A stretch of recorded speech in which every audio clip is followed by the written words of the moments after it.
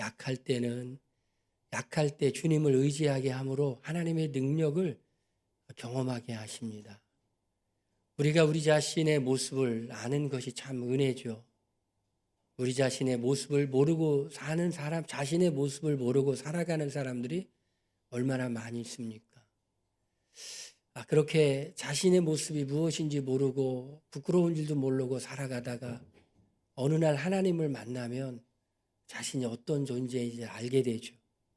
하나님을 의지해야 되는 존재, 그리고 하나님께 구해야 되는 존재, 하나님 없이는 살 수 없는 존재임을 깨닫게 되죠.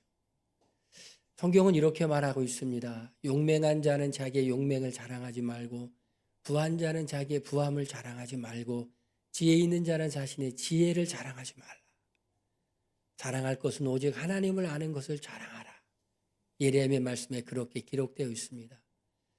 바울은 우리 고린도서를 통해 이렇게 고백하고 있죠. 나는 나의 나된 것을, 나의 약함을 자랑하노라.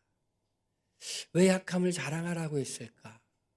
약할 때 자기가 누구인지를 아는 것 같아요. 약할 때 하나님을 더 붙잡게 되는 것 같아요. 요즘 이렇게 감기가 심하게 이렇게 되는데 저도 월요일 날부터 감기가 걸려가지고 아주 힘들었는데 어제 금요일 날까지만 해도 안 났을 것 같았어요. 그런데 기도를 쭉 하는데 토요일 오후쯤 되면 나으리라 하는 그런 믿음이 오더라고요. 그래서 이제 약을 먹고 했더니 토요일 오후가 되니까 이렇게 점점점 좋아지기 시작해서 오늘은 이렇게 많이 좋아졌어요. 자다가 목이 아파가지고 자꾸 잠도 못 잘 정도로 아팠는데 목이 이제 확 이제 좋아지면서 설교도 이렇게 하게 되더라고요. 그러니 하나님은 우리에게 이제 강함을 주기도 하지만 약함을 주시기도 하는데 이 약함을 주는 게 얼마나 큰 은혜입니까?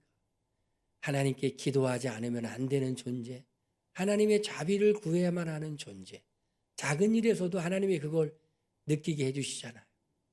그래서 우리는 잘 될 때만 주님을 찬양하는 게 아니라 또 안 될 때, 힘들 때도 우리는 주님을 찬양할 수밖에 없어요. 하나님이 우리를 얼마나 사랑하시는지를 우리는 깨닫게 해주시니까. 예수님이 이렇게 부활 승천하신 이래로 두 가지 큰 논쟁이 있었습니다. 그것은 사람이 구원을 받는데 행위로 구원을 받느냐, 아니면 믿음으로 구원을 받느냐, 행위로 의롭다 하심을 받느냐, 믿음으로 의롭다함을 받느냐. 초대교회 때부터 지금까지 계속해서 논쟁이 되고 있습니다. 여러분은 어떻게 생각하십니까? 행위로 구원을 받는다고 생각하십니까? 의롭다함을 얻을 수 있다고 생각하십니까? 아니면 믿음으로 의롭다함을 받을 수 있다고 생각하십니까? 참 거저다라고 하니까 이게 참 믿어지지 않는 것 같아요. 이 우리에게 주시는 하나님의 선물이 어마한 건 어마어마한데 이게 거저다라고 하니까 잘 믿어지지 않는 것 같아요. 우리 어머님이 젊은 어린 시절에 교회를 다니는데 성결교회였는데 이렇게 연설로 이렇게 믿음으로 구원받느냐 행함으로 구원받느냐 이렇게 두 사람을 대표로 이렇게 세우고 이렇게 대회를 시켰대요. 아마 보나마나 믿음으로 구원받는다 이게 정답이라고 가르쳐 줬을 건데 어머니는 행위로 구원받는다 이거를 맡아서 막 연설하는 걸 했는데 엄청 잘하셨던 것 같아요. 그래가지고 그 연설을 잘한 것으로 그냥 자부심을 갖는 걸로 끝나야 됐었는데 그게 아니라 잘못된 생각이 들어갔어요. 믿음으로 구원받는 게 아니라 행위로 구원받는다고 아주 엄청나게 많이 우셨어. 행위로 구원받는다고. 왜냐하면 그때 막 연설해가지고 막 박수 받고 잘했다는 거지 내용이 잘했다는 건 아니거든요. 그거 기억 때문에 행위로 구원받는다. 행함으로 구원받는가 믿음으로 구원받는가. 참 많은 난제가 있죠. 정말 도덕적으로 깨끗하고 깔끔하고 믿음이 없어도 아름답게 사는 사람들이 세상에는 굉장히 많이 있어요. 그런 사람에 비해서 정말 잘못 살고 헛되이 살고 나쁘게 살았는데 예수님을 믿는다는 것만으로 의롭다 하심을 받을 수가 있을까? 어떻게 생각하세요, 여러분? 너무 이거는 불공평하다는 생각이 안 드세요? 정말 다른 사람을 구제하고 도덕적으로 살고 바르게 살고 애쓰게 살려고 하는데 지옥 가야 돼. 정말 잘못 살았는데 예수님을 믿었다는 그것만으로 천국에 간다고 하면 이거 너무 불공평한 것 아닌가라는 생각이 틀림없이 당연히 한 번 이상 들었어야 되겠죠. 물론 아유 나는 죄인이야. 아이고 감사합니다 하는 사람들은 아유 이거 받았으니 얼마나 좋습니까? 라고 생각하지만 그래도 나름대로 잘 살려고 했던 사람의 입장에서 보면 이게 말이 돼? 라는 생각을 할 수가 있어. 그런 생각을 우리만 하는 것이 아니라 예수님 죽고 나신 후에 유대인들도 그런 생각을 했었어. 유대인들은 두 가지 영적인 어떤 자부심이 있었어요. 하나는 우리는 선민이다. 선택받은 백성이다. 하나님과 언약을 맺은 그러한 사람들의 후손이다. 라고 하는 자부심이 있었어. 그들의 육신의 조상, 믿음의 조상, 아브라함이 하나님과 언약을 맺었고 모세를 통해서 이스라엘 백성들이 시내산에서 언약을 맺었고 하나님과 언약을 맺고 난 후에 아브라함이 할례를 받았고 우리는 하나님이 택한 백성이야 라고 하는 자부심이 있었어. 그것뿐만 아니죠. 유대인들은 어떤 자부심이 있었어요? 우리는 하나님의 말씀을 율법을 맡은 사람들이야. 하나님이 인간들에게 율법을 주었는데 그 율법을 우리는 맡았어. 그것뿐 아니라 우리는 율법을 지키려고 몸부림치며 살았던 사람들이야. 그렇게 강하게 생각했던 사람들이 누구일까요? 유대인들 중에서도 특별히 바리새인들이 그렇게 생각을 많이 했어. 행위로 의롭다함을 받는다고 생각했어. 그걸 조금 이렇게 신학적인 용어로 뭐라 하냐면 공로주의라고 말을 해요. 어렵지도 않죠? 공로를 세움으로 의롭다함을 받는다. 이게 공로주의예요. 일을 함으로 의롭다함을 받는다. 이게 공로주의예요. 바리새인들, 경건하게 살고자 했던 사람들은 그 하나님의 백성으로서 율법을 지키려고 몸부림치며 애쓰고 수고하고 노력했어요. 깨끗하게 살려고 하고 물론 바리새인들 중에 정말 그 마음 가운데 겉과 속이 다른 사람들도 있었고 겉으로는 경건한 척 하지만 속은 부패한 사람들도 있었고 그런 사람들도 있었어요. 예수님이 그런 사람들을 향하여서 많이 질책을 하죠. 그런 사람들도 있었을 뿐만 아니라 정말 바르게 살려고 노력하고 몸부림치는 사람들이 참 많이 있었다는 거죠. 세상은 어떨까요? 세상에도 그런 사람들이 있죠. 이타적이어서 다른 사람을 도와주는 게 참 좋고 법 없이도 살 수 있는 사람들이 있어. 예수님을 믿으면서도 온갖 나쁜 짓을 벌이는 일에 주저하지 않는 사람들도 있는데 진짜 믿는 사람인지 아닌 사람인지 무늬만 그리스도인지는 모르지만 그러나 정말 품격 있게 자기 자신을 관리하며 다른 사람을 배려하고 존중하고 그리고 선을 베푸는 그런 사람도 얼마든지 많이 있다라는 것이. 그런데 그런 사람이 있는데 정말 죄인이 예수님만 믿었다는 것으로 구원받을 수 있을까? 유대인들은 정말 예수님을 잘 믿으려고 율법을 잘 지키고자 했던 유대인들은 말이 안 되는 얘기예요. 그것으로 구원을 받을 수가 있단 말이야. 예수님이 십자가에 달려 돌아가신 것을 믿기만 하면 구원받을 수 있다는 게 이렇게 말이 돼? 그럼 우리의 믿음이 헛것이 되잖아.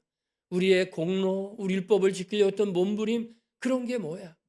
우리는 안식일을 지키려고 얼마나 수고하고 노력했는지 몰라.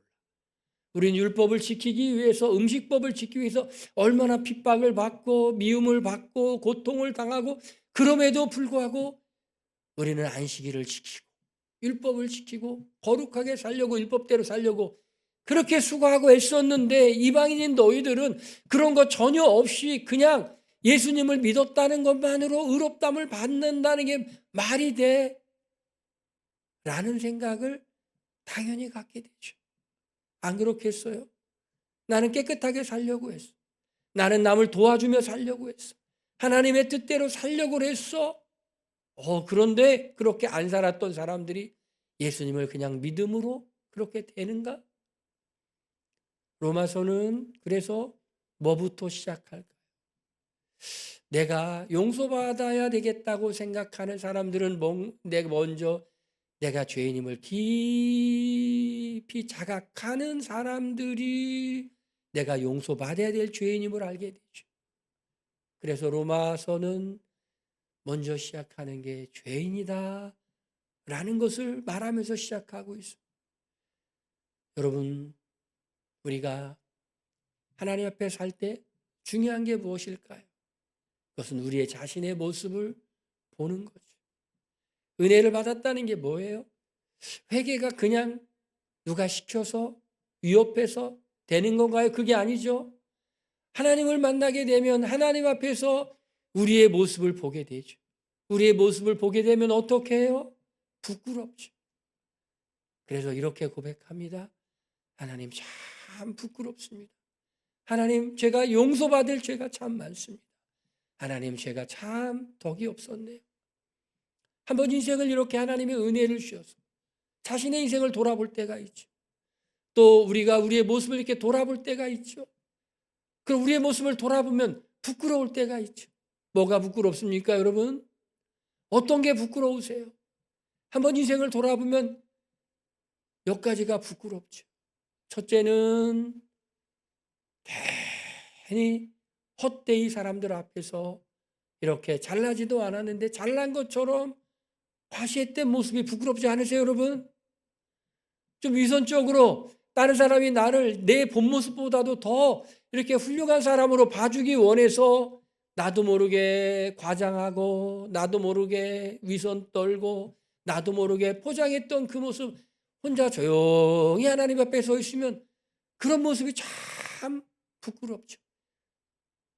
아, 별거 아닌데 내가 그렇게 헛되이 나를 그렇게 보이고 싶어 했구나. 또 부끄러운 게 어떤 게 부끄러운 것이, 내가 덕을 행할 수 있었는데 내가 덕을 행하지 못한 거, 내가 선을 행할 수 있었는데 선을 행하지 못한 거, 내가 누군가에게 잘해줄 수 있었는데 그런 기회가 있었는데 내가 그런 기회를 놓쳤던 거, 그런 게 또 부끄러운 거예요. 아, 하나님이 내게 기회를 주셨는데 내가 왜 자비를 베풀지 못했을까? 내가 왜 너그럽게 하지 못했을까? 그런 모습을 생각하면 부끄러운 거예요. 또 뭐가 부끄러울까요? 하나님 앞에서 우리의 모습을 보면 또 부끄러운 게 있어. 그거는 하나님이 기뻐하지 않는 일을 행한 거. 성경은 그걸 죄라고 말하죠. 그 죄가 우리가 우리의 죄를 볼 때 참 부끄럽죠. 참 부끄러워요. 그 죄는 하나님만 알고 그리고 우리 자신이 알죠. 부끄러운 거예요. 여러분, 죄를 짓고도 뻔뻔한 사람이 있는가 하면 죄를 지면 참 부끄러워하는 사람이 있어요. 제가 옛날에 이렇게 교도소에 가서 이렇게 특별 면회를 한 적이 있어요. 그 이제 교도관도 크리스찬이고 이제 거기에 이제 있는 사람이 또 이렇게 있어서 특별 면회는 그건 이제 어려워요. 근데 이제 특별하게 이제 허락을 받아서 특별 면회를 했어요. 갔더니 거기에 있는 신우의 사람들도 교도관도 있고 그리고 이렇게 죄수도 있고, 그런데 신우회에 있는 그 교도관들이 그 죄수복을 입은 사람들을 향해서 우리의 믿는 형제라고 말을 하더라고요. 믿는 형제라고. 제가 가서 이렇게 형제들, 믿는 형제들 봤어요. 그런데 정말 번듯하게 생기셨어요. 번듯하게, 진짜 죄를 하나도 안 짓게 번듯하게 생기셨는데 죄수의 복을 입고 있고 교도관은 교도관의 옷을 입고 있는데 그분이 저를 봤는데 그렇게 부끄러워하는 거예요. 이 죄수의 복을 입고 있는 것이 그렇게 부끄러워요.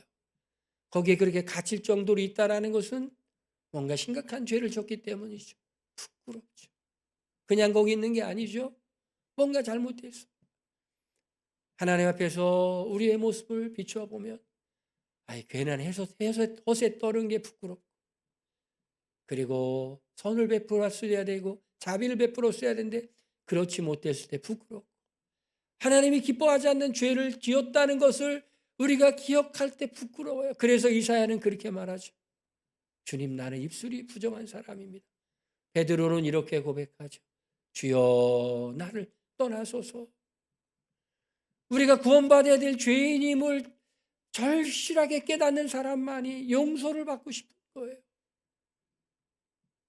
그런데 사람들은 자기가 용서받아야 될 죄인임을 깨닫지 못하죠. 로마서는 그래서 이방인의 죄를 말합니다. 이방인의 죄. 그들이 마음에 하나님 두기를 싫어하며 하나님이 상실한 마음 가운데 내버려 두니 온갖 죄악을 막 범하죠. 그 성경을 읽을 때 유대인들은 이렇게 생각했어요. 당연하지. 이방인들은 그런 죄를 짓고 살아. 로마서가 기록할 당시의 로마 세계는 지금과 비교할 수 없을 정도로 더 타락한 모습이었을지도 몰라요. 타락의 절정을 막 달리고 있었죠. 정말 악한 죄악들 막 범했어요. 서슴지 않고 범했어요. 그런 죄를 범하면서도 이렇게 말합니다.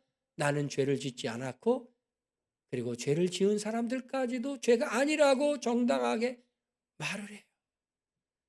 세상에 무서운 죄가 있다면 죄를 범하는 것일 뿐만 아니라 내가 죄를 졌어도 죄가 아니라고 말하는 것. 하나님이 그런 사람들을 버려둔다고 하죠. 상실한 마음 가운데 버려두었다. 죄를 짓고도 죄인지 모르는 그런 마음으로 내버려두는. 그러나 가능성이 있는 사람들은 어떤 사람이에요? 죄를 지면 죄가 뭔지를 아는 거예요. 죄를 지면 사람들은 합리화하고 변명하고, 그런데 정말 하나님의 은혜가 임한 사람들은 죄가 죄인지를 알아요. 그리고 회개하려고 하고, 그리고 돌이키려고 하고, 하나님의 용서를 받으려고 하죠. 유대인들은 별 수 있었나요? 율법을 맡았고 할례를 받았고 언약의 백성이라고 하는 그 유대인들도 별 수 없었어요. 로마서는 이렇게 기록되어 있습니다. 율법은 죄를 깨달음이라. 율법의 행위로 의롭다함을 받을 육체가 하나도 없다라고 말해요. 율법의 행위로 의롭다함을 받을 육체가 하나도 없다. 그래서 하나님이 율법에 한 의를 줬는데 이 의는 뭐냐? 곧 예수 그리스도를 믿음으로 말미암아 모든 믿는 자에게 미치는 하나님의 의인이 차별이 없느니라 라고 말해요. 율법으로 안 돼요. 율법으로 안 돼. 여러분, 우리가 율법을 다 지킴으로 구원을 받는다고 생각한다면 어떨까요? 예수님은 불가능하다고 얘기했죠. 산상수훈을 보니까 도둑질 한 것만으로 죄가 아니라 도둑질하려고 살인한 것만 죄가 아니라 살인하려고 마음만 미워만 해도 죄인 거예요. 간음을 행한 것만으로 죄가 아니라 마음의 음욕을 품기만 해도 죄인인 거예요. 이미 마음속에 죄를 범하고 있는 거예요. 그러니 우리는 불가능한 존재라는 것이죠. 우리는 정말 용서받아야 될 그 죄인이라는 것이. 그래서 그 사람들에게 하나님이 은혜를 주시는데 하나님의 은이 예수 그리스도를 믿음으로 말미암아 믿어질까요? 할례를 받았고 언약의 백성인 사람들에게 그게 말이 돼? 라고 할 때 드디어 아브라함을 얘기하는 거죠. 아브라함, 그래서 오늘 본문에 4장이 아브라함 얘기가 나오는 거예요. 아브라함이 어떻게 의롭다함을 받았느니? 아브라함이 도대체 어떻게 의롭다함을 받았을까? 성경이 무엇을 말하느냐? 아브라함이 하나님을 믿음에 그것이 그에게 의로 여겨진 바 되었느니라. 아브라함이 하나님을 믿었다. 여러분, 믿음이라는 게 쉬운 것일까요? 믿음은 결코 쉬운 것이 아니에요. 믿었다. 그러면 사람들이 그런 얘기를 합니다. 믿음으로 구원받으면 도덕 폐기론이야? 율법 폐기론이야? 믿고 나서 그냥 아무렇게나도 막 살아도 되는 거야? 여러분, 진짜 믿는 사람은 그렇게 살라고 해도 그렇게 살지가 않죠. 진짜 믿는 사람은 그렇게 살고 싶어도 살 수가 없어요. 왜? 예수님을 믿음으로 그 안에 성령이 계신데 성령이 계신 사람이 그렇게 함부로 막 살래도 살 수가 없어요. 왜? 그 안에 성령이 계시면서 근심하기 때문에 우리는 그렇게 살 수 있는 존재가 아니라는 거죠. 걱정 하나도 안 해도 돼요. 걱정 하나도 안 해도 돼요. 아브라함이 하나님을 믿음에 라고 말해요. 그런데 이 믿음은 뭐를 포함하고 있냐? 뭐를 전제하고 있냐? 이 믿음은 겸손을 전제하고 있어요. 겸손한 사람만 믿게 돼요. 하나님이 교만한 사람을 물리치고 겸손한 자에게 은혜를 주신다고 그랬잖아요. 누가 믿습니까, 여러분? 내가 죄인임을 알고 그리고 내 힘으로 내 능력으로 어떻게 해서든지 용서받으려고 몸부림을 치지만은 용서받을 길이 없다고 절망한 겸손한 사람, 그 사람이 믿을 수가 있는 거예요. 아무나 믿는 게 아니에요. 하나님 앞에서 자신의 모습을 보며 절망한 사람, 하나님 앞에서 자신의 모습을 보며 자신의 힘과 능력으로 용서받을 길이 없다고 생각한 그 절망한 사람, 그 사람만이 하나님의 구원의 길을 이렇게 겸손히 붙잡게 되는 거예요. 그러니까 믿는 사람은 교만할 수가 없어요. 믿는 사람은 다 겸손할 수밖에 없어요. 여러분, 믿음으로 구원받았다고 할 때 사람들이 걱정하는 게 기우라는 걸 금방 알 수가 있겠죠. 얼마나 큰 은혜를 받았는데, 내가 얼마나 큰 은혜를 받았는데 내가 함부로 살겠어? 내가 이 용서받는 이 과정 속에서 어떻게 받은 용서인데, 나를 용서하기 위해서 예수님이 어떤 일을 하셨는데 내가 함부로 행동하겠느냐? 진짜 믿은 사람은 그렇게 행동할 수가 없죠.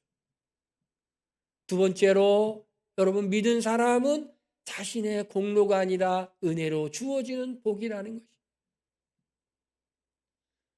여러분은 어떤 선물을 받고 싶으세요? 어떤 선물을 받으면 좋을까요? 요즘 사람들은 감동이라는 선물을 받고 싶어 한다고 하죠. 감동이라는 선물을 받고 싶어. 그런데 내가 정말 죄인이라는 것을 깨달은 사람은 용서라는 선물을 받고 싶어요. 여러분이 받고 싶은 선물이 용서라면 여러분이 누구에게 줄 수 있는 최고의 선물은 뭘까요? 용서라는 선물이에요. 용서라는 선물. 그래서 복음서에 보니까 1만 달란트 빚진 자와 500데나리온 빚진 자의 얘기가 나오잖아요. 많이 용서받은 사람이 조금 자기한테 잘못된 사람을 용서하지 못하는 것, 하나님이 책망하시죠. 우리가 하나님께 받을 수 있는 최고의 선물, 그건 용서죠. 여러분, 하나님뿐만 아니라 사람에게도 혹시 용서받고 싶은 마음 갖고 있는 적 없어요? 누군가에게 잘못했어, 용서를 받고 싶어, 용서를. 근데 그 사람이 용서를 안 해주는 거예요. 얼마나 가슴 답답하겠어요. 용서를 받고 관계를 회복하고 싶은데 그 사람이 용서를 안 해줘. 용서를. 얼마나 속상하겠어. 용서 안 해주는 것처럼, 용서받고 싶은데 용서 안 해주는 것처럼 고통스러운 게 없죠.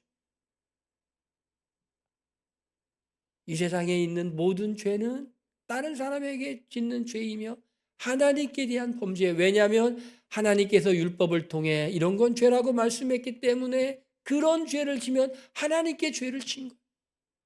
의로우신 재판장의 판결이 있죠. 그런데 하나님이 우리에게 선물을 주시기를 원했어요. 용서라는 선물을. 일한 것이 하나 없이 하나님께 의로 여기심을 받는 사람의 복에 대하여 다윗이 말한 바, 불법이 사함을 받고 죄가 가려짐을 받는 사람이 복이 있도다. 여러분, 다윗 아시죠? 다윗 큰 죄를 지었죠. 남의 아내를 취했죠. 그 남편을 죽였죠. 1년간 그가 그렇게 큰 죄를 짓고 난 후에 얼마나 고통스러운지, 주의 손이 나를 죄하러 누르나이다. 얼마나 고통스럽겠어. 다윗에게는 성령이 임했죠. 성령이 그 안에 있었는데 그런 죄를 졌으니 얼마나 가슴이 답답해서 여름 가물의 마름처럼 그의 영혼이 아주 메말라 있었죠. 그런데 나단 선지자의 얘기를 듣고 자신의 죄를 고백했어요. 하나님의 용서가 임하죠. 여러분, 얼마나 기뻤겠어요. 내가 죄인이기 때문에 용서받을 수가 없어. 너무 용서받고 싶었는데 기회가 없었는데 나단 선지자가 와가지고 말할 때 자신의 죄를 깨닫고 그리고 회개하는 마음을 품었을 때 하나님이 용서해 주는 거예요. 이란 것이 있어. 이란 것이 없이 하나님께 의로 여기심을 받는 사람의 복에 대하여 다윗이 말하고 불법의 사함을 받고 죄가 가리워짐을 받는 사람은 복이 있도다. 이게 얼마나 큰 복이냐는 거예요. 용서는 우리가 지은 죄에 대한 용서는 누구만 해줄 수 있습니까? 하나님만이 해줄 수 있어요. 그 용서를 받는 비결은 하나님께서 예비해 주신 그 길, 예수 그리스도를 믿음으로 해요. 그걸 믿는 사람은 어떤 사람이냐? 정말 겸손한 사람이 믿을 수 있어요. 자신이 죄인임을 절절히 깨닫고 하나님이 자신을 사랑하셔가지고 그 길을 예비했다는 것을 믿는 사람만, 그 사람만이 믿을 수가 있어요. 그런데 이런 믿음을 갖는 것은 누구만 가능할까요? 세 번째 보니까 이 복은 모든 사람에게 미친다라는 것이. 유대인에게만 미치는 것도 아니고 이방인에게만 미치는 것도 아니고 이는 무할례자로서 모든 믿는 자의 조상이 되어 그들도 의로 여기심을 얻게 하려 하십니다. 아브라함은 창세기 15장에 하나님을 믿으니 그가 의로 여기심을 받았다라고 하는 말씀을 받고 창세기 17장에 하나님과 언약을 맺으며 할례를 맺어요. 그러니까 믿음으로 의로 여기심을 받았다 하는 것은 한참 뒤에 율법이 있기 전에 이미 의롭다함을 받았고 할례를 받기 전에 이미 의롭다함을 얻었어요. 유대인들은 선민이라는 거, 하나님과 언약을 맺었다는 거, 율법을 맡았다는 것 때문에 막 교만해 있었는데 그게 아니라 너희 조상을 봐. 아브라함을 봐. 아브라함은 그런 것이 아무것도 없을 때 그냥 하나님을 믿었어. 여러분, 이게 얼마나 겸손한 거예요. 자식도 없고 땅도 하나도 없는데 하나님이 주시겠다고 한 그것을 믿었어. 믿기만 하는 거예요. 그럴 때 하나님이 의로 여겨주셨어. 이게 하나님의 방법이라는 거예요. 이게 하나님의 방법. 나도 믿음으로 의롭다함을 받을 수 있을까? 한 번 더 넘겨주세요. 아브라함이나 그 후손에게 세상의 상속자가 되려 가신 언약은 율법으로 말미암은 것이 아니라 오직 믿음의 의로 말미암은 것이다. 율법으로 말미암은 것이 아니라 율법 훨씬 전에 아브라함이 하나님을 믿었어. 믿음은 어디서 나올까요, 여러분? 말하는 사람에 대한 신뢰에서 나옵니다. 말씀하시는 저분의 말씀은 틀림없어. 그게 믿음이에요. 그럴 때 믿어지는 거예요. 그리고 나는 그 하나님의 구원의 손길을 받아들여야만 하는, 하나님 없이는 살 수 없는, 하나님의 용서가 없이는 살 수 없는 절망적인 존재야. 하나님의 위대하신가 자신의 비참함을 깨달은 사람만이 드디어 믿게 되는 거예요. 7월 1일은 맥주 감사 주일이죠. 제가 예배에 대해서 그리고 교제에 대해 설교하고 그때까지 다시 우리가 받은 이 복음의 뭔지를 설교하려고 그래요. 왜냐하면 우리의 진정한 감사는 다른 것이 아니라 내가 하나님의 은혜로 구원받았다는 것이기 때문에 이걸 알게 되면 우리는 하나님께 저절로 감사하게 되죠. 할렐루야. 하나님이 우리에게 베푸시신 이 은혜, 우리에게 전혀 소망이 없기 때문에 하나님이 예비해 주신 그 은혜의 길을 우리 자신에 대해 절망하고 받아들인 우리, 감사할 수밖에 없죠. 감사한 사람은 하나님의 마음을 아프게 해드리는 것이 아니라 하나님의 마음을 기쁘게 해드리려고 살아가는 것이 당연한 것이죠. 이 은혜는 누구에게나 다 열려 있어요. 유대인이나 유대인이 아닌 사람이나 대한민국 사람이나 미국 사람이나 중국 사람이나 러시아 사람이나 우크라이나 사람이나 하나님의 은혜는 차별 없이 하나님의 은혜는 임하고 있는 거예요. 그러니 나도 내 죄가 무엇인지 깨닫고 내 자신에 대해 절망하고 하나님의 사랑을 받아들이기를 원하는 사람, 바로 예수 그리스도를 믿음으로 의에 이른다는 이 말씀이 이루어지게 될 줄로 믿습니다. 할렐루야. 우리 시간에 잠깐 눈 감고 우리 기도하겠습니다. 우리 기도할 때 우리 잠깐 하나님 앞에서 우리의 모습을 한번 생각해 보겠습니다. 하나님, 우리의 모습을 보여주시옵소서.